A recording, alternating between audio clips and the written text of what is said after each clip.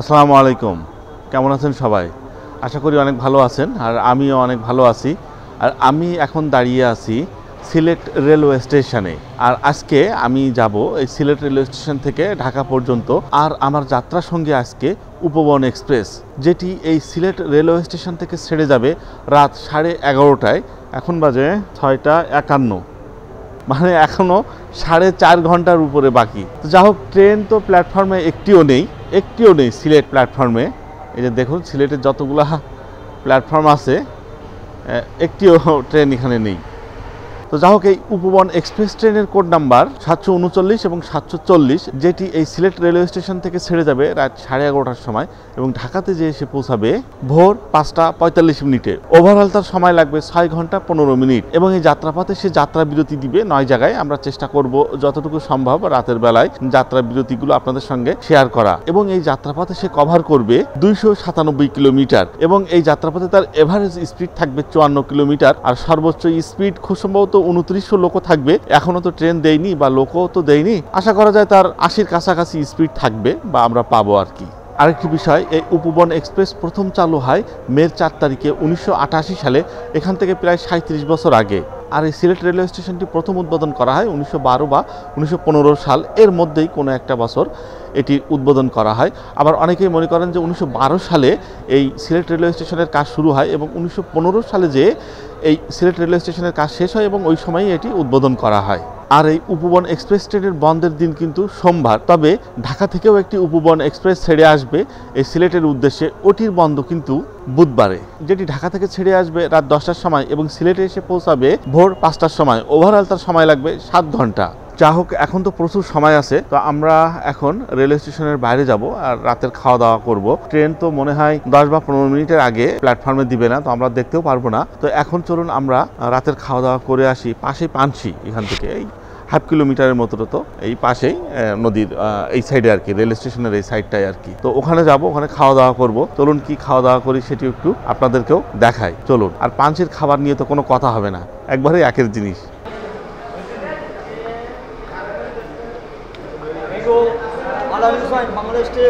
মাংস 190, ভর্তা 20 টাকা করে, ভাজি হচ্ছে 25 টাকা। এখানে শুটকি ভর্তা, ডাল ভর্তা, ওটা মনে হয় বেগুন ভর্তা, আর এটা হচ্ছে কপি ভাজি।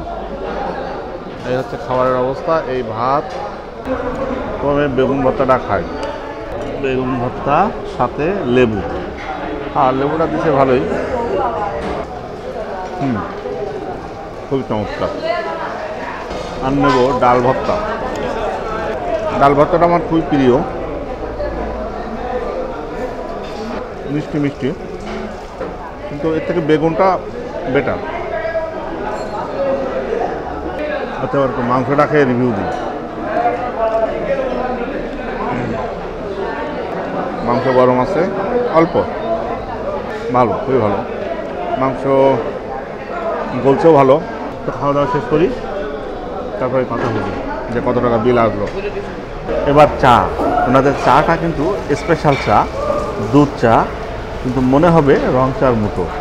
এই যে দেখুন, এটা তো আমি এখন নাড়া দিই, দুধ নিচ থেকে বের হয়ে আসলো। এটা আমার কাছে অ্যামেজিং লাগছে, সত্যি অসাধারণ। ওয়াও,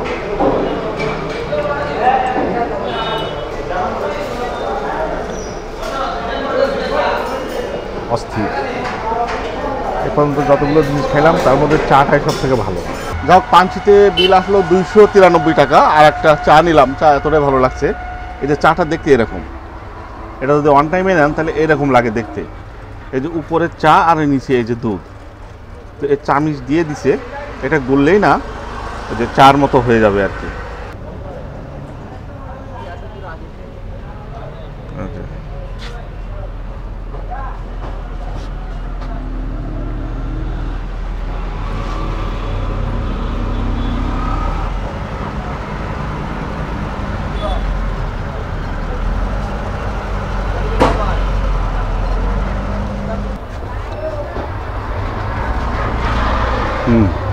ঠিক আছে। এটি হচ্ছে আমাদের উপবন এক্সপ্রেস। এই যে এটি ঢাকা থেকে এখন এলো জয়ন্তিকা হিসেবে, আর এখন সে আবার যাবে উপবন হয়ে। চলুন তবে এবার দেখে আসি আজকে আমাদের উপবন এক্সপ্রেস ট্রেনের সিট ব্যবস্থাগুলি। প্রথমেই শোভন বা নন এসি চেয়ার। এখানকার সিটগুলি ঠিকঠাকই আছে, সাথে পরিষ্কার পরিচ্ছন্নতাও ভালোই। আর শোভন চেয়ারের সিট সংখ্যা 60টি, যার 1 থেকে 32 পর্যন্ত সিটগুলি ঢাকামুখী, আর 33 থেকে 60 পর্যন্ত সিটগুলি ঢাকা বিমুখী।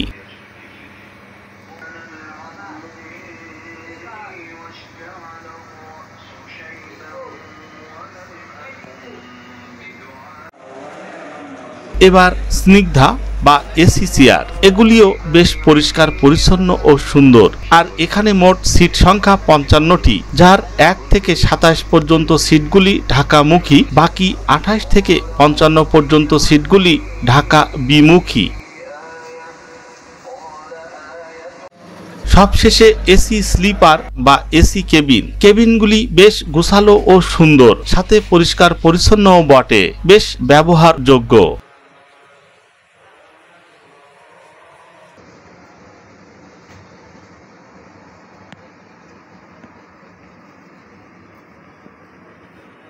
এটি আমাদের আজকের উপবন এক্সপ্রেস ট্রেনের লোকো, যা 2900 সিরিজের, যার সিরিয়াল নাম্বার 2926, যা MEI 15 অর্থাৎ এমতে মিটার গেজ, ইতে ডিজেল ইলেকট্রিক, আই দ্বারা বোঝানো হচ্ছে এর উৎপাদনকারী প্রতিষ্ঠান কোরিয়ান হুন্ডাই রোটেম, এবং 15 দ্বারা বোঝানো হচ্ছে এটি 1500 অশ্ব শক্তি সম্পন্ন একটি লোকোমোটিভ। আচ্ছা, এই জয়ন্তিকা বা উপবন এক্সপ্রেসে কিন্তু দুই ধরনের কোচই আছে।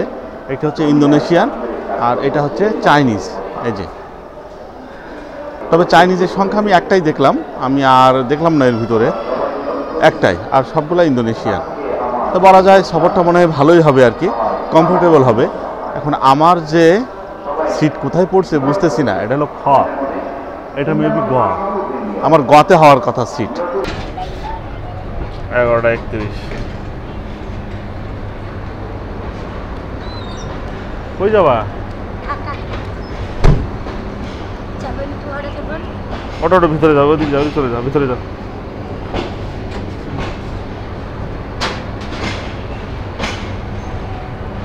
ছেড়ে দিল আমাদের উপবন এক্সপ্রেস একেবারে ঠিক মতোই, 11:30টায় আর কি, একেবারে টাইমিং টু টাইমিং। এখন দেখা যাক আমরা সময় মতো ঢাকাতে যেয়ে পৌঁছাতে পারি কিনা। সিলেট, আর আমরা কিন্তু একেবারে শেষের দিকে, যে আমাদের পাড়ার মাত্র 2টা কোচ, একজন ছুটতেছে প্রাণপণে, পারবে উনি উঠতে, প্রাণপণে ছুটতেছে একজন, উনি পারবে উঠতে, উঠছে উঠছে উঠছে উঠছে, ওই উঠে বসে উঠে বসে। আমাদের উপবন এক্সপ্রেস ট্রেনের টয়লেটটা একটু দেখি। এই যে টয়লেট, এই হচ্ছে অবস্থা টয়লেটের। এখানে বেসিনে আছে, এখানে একটা মিরর আছে। এই যে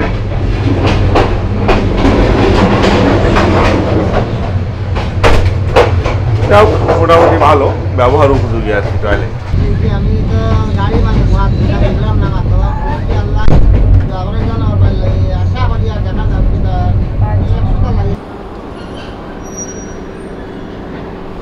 যাই হোক, আমরা পৌঁছে গেলাম আমাদের উপবন এক্সপ্রেস ট্রেনের প্রথম যাত্রা বিরতি। এটা হচ্ছে মাঝগাঁও রেলওয়ে স্টেশন।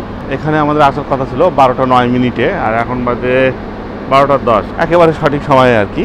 আর সিলেট থেকে এই মাঝগাঁও রেলওয়ে স্টেশনের দূরত্ব 26 কিলোমিটার। আর মাঝগাঁও রেলওয়ে স্টেশনটা প্রথম উদ্বোধন করা হয় 1912 থেকে 1915, এই 3টা বছরের মধ্যে কোনো একটি সময়। সুতরাং বলা যায় 1912 সালে এটির কাজ শুরু হয়ে 1915 সালের দিকে এটি উদ্বোধন করা হয়। আর এর পরবর্তী যাত্রা বিরতি আমাদের বারামচাল রেলওয়ে স্টেশন। তো চলুন দেখা হবে, কথা হবে বারামচাল রেলওয়ে স্টেশনে যেয়ে।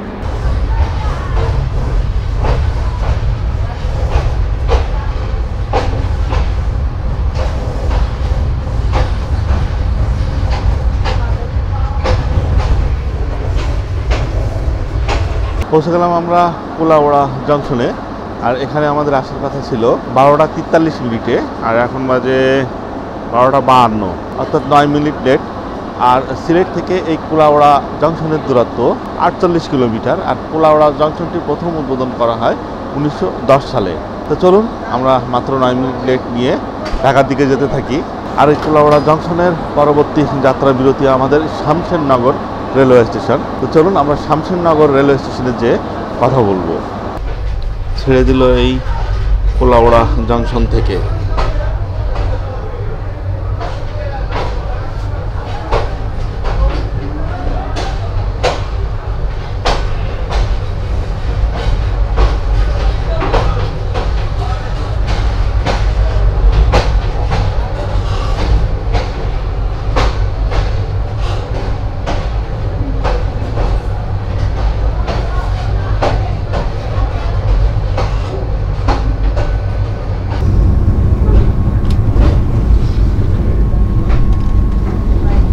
শামশেরনগর একটা পথ।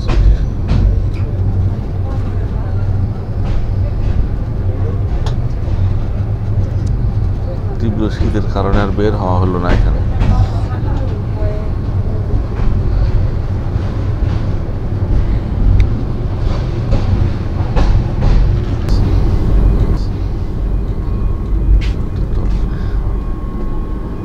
আমরা পৌঁছে গেলাম ভানুগাছ রেলওয়ে স্টেশনে। এখানে আমাদের আসার কথা ছিল একটা 20 মিনিটে, আর এখন বাজে একটা 42, 22 মিনিট লেট।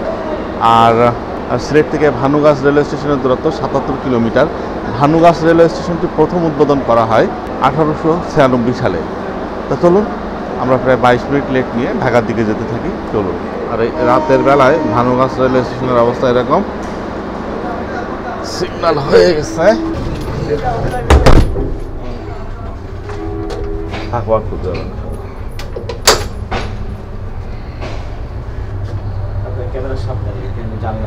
বুঝতে পারছি দূরেই আছি একটু।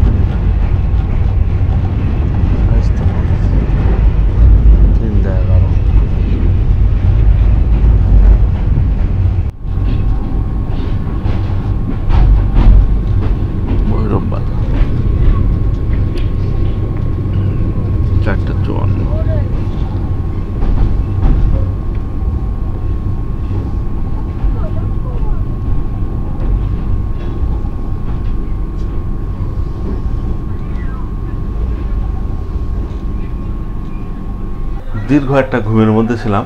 ঘুম শেষে দেখলাম আমরা এখন এসে পৌঁছালাম ভৈরব বাজার জংশনে। আর এই ভৈরব বাজার জংশনে আমাদের আসার কথা ছিল 4টা 3 মিনিটে, আর এখন বাজে 4টা 58, অর্থাৎ 55 মিনিট লেট। আর সিলেট থেকে এই ভৈরব বাজার জংশনের দূরত্ব 210 কিলোমিটার। আর ভৈরব বাজার জংশনটি প্রথম উদ্বোধন করা হয় 1914 সালে। তো চলুন, এই যে আমাদের ট্রেন ছেড়ে দিছে ভৈরব বাজার থেকে।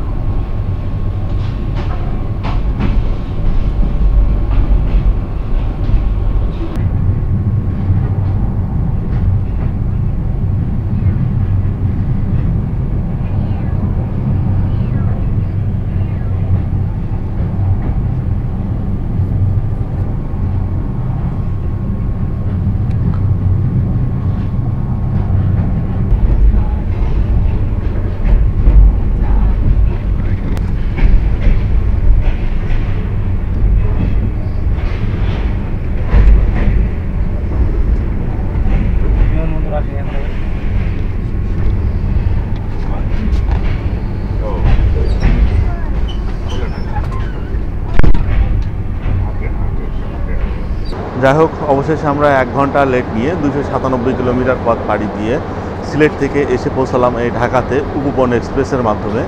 তো যাই হোক, রাতের বেলায় যেটুকু সম্ভব দেখানোর চেষ্টা করেছি। রাতের বেলায় যতটুকু দেখানো সম্ভব হয়। তো সর্বোপরি আজকের এই ভিডিওটি এখানে শেষ করছি। আর আজকের এই ভিডিওটি যদি ভালো লাগে তাহলে অবশ্যই আমার চ্যানেলটি সাবস্ক্রাইব করবেন, ফেসবুক থেকে দেখলে ফলো করবেন, লাইক, কমেন্ট এবং শেয়ার করবেন।